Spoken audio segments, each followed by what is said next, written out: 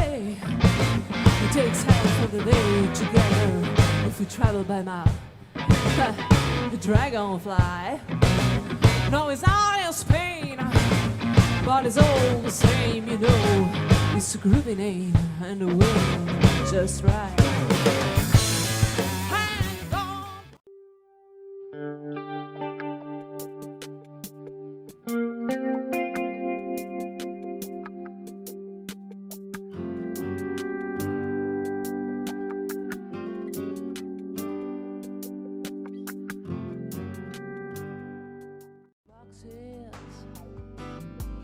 And the clouds have all gone to bed.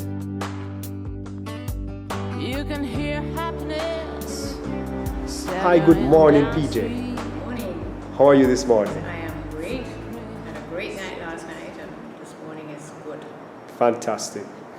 Well, thank you for taking a little time to talk with me this morning. I wanted to talk with you because Daddy has been so thrilled to exhibit with you. And part of the reason for that excitement on his side is because you are an artist yourself, you know? And, you know, he really feels that another artist representing him was a great thing. So I'm curious, I kind of wondered, you know, where you studied, and maybe you could tell us a little bit about your own background and how you got into the art world. Well, I can't add up, and I can't type, and I can't do anything else, so that was it. I, believe it or not, I actually went to the same art school, one of the same art schools that your dad went to. We both had the same teacher, Peter Davis, who was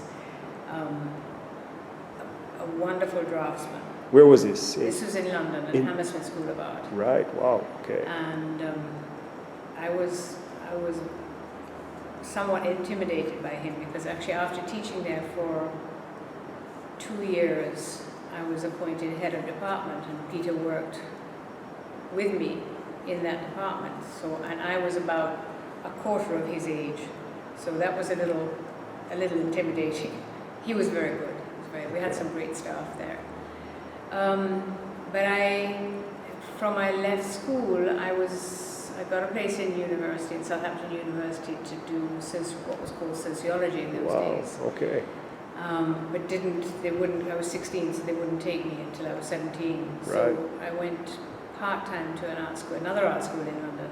Okay. And after doing it part-time, I said, no, this is really what I want to do. So I ended up going to Hammersmith, and then Hammersmith College of Art aligned with Chelsea School of Art, so I spent some time there.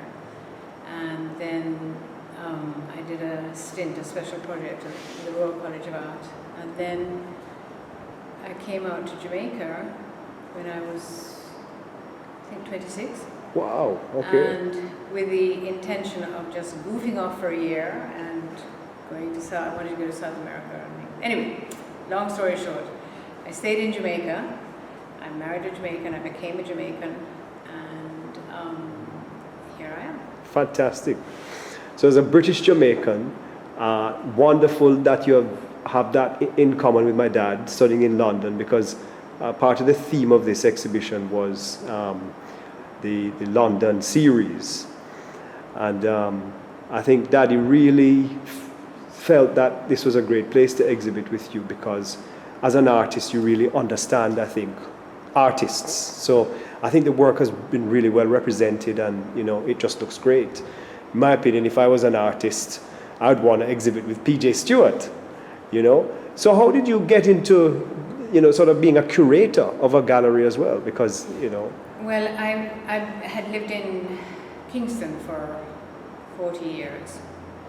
And then, because both my kids were married and had children of their own and were living in Montego Bay, I had a lot of pressure to move to Montego Bay. Found this amazing space to use as a studio. This is my personal workspace, which I'm very, very lucky to have. And after I had been here for a couple of years, I realized that it was a space that could be shared with other artists.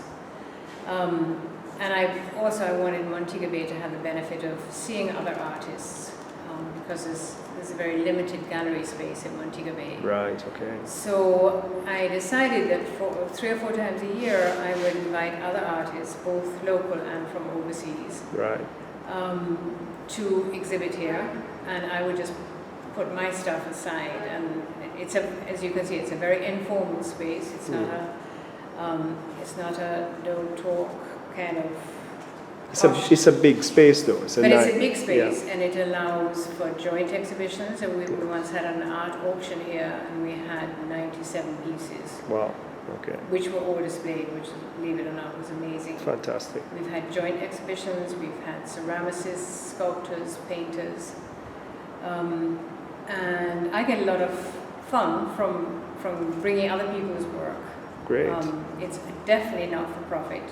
It Okay. is a. It's a gift. It's not a gift.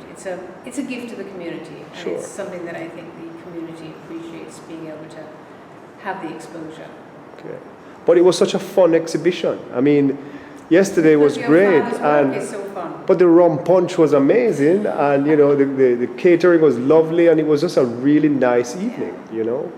Well, your father's work is also. I mean, we had a visitor this morning, and she said the colours just make me feel so happy. Wow. And Yeah. it's a very punchy exhibition. Okay. And the interesting thing for me was normally we have a lot of younger guests coming in. I don't know why, but for some reason we didn't. And I think everybody here related to the 1970s, which Okay. was the subject of a lot of the work. Yeah. And recognized the music, recognized the bands. It was kind of a trip down memory lane, which was very different and very fun. Superb. Great. Well, it's lovely talking to you. Lovely to have met you. Thank you. And thank you for having us. Well, maybe be the first of others, hopefully. Brilliant. Absolutely. All right.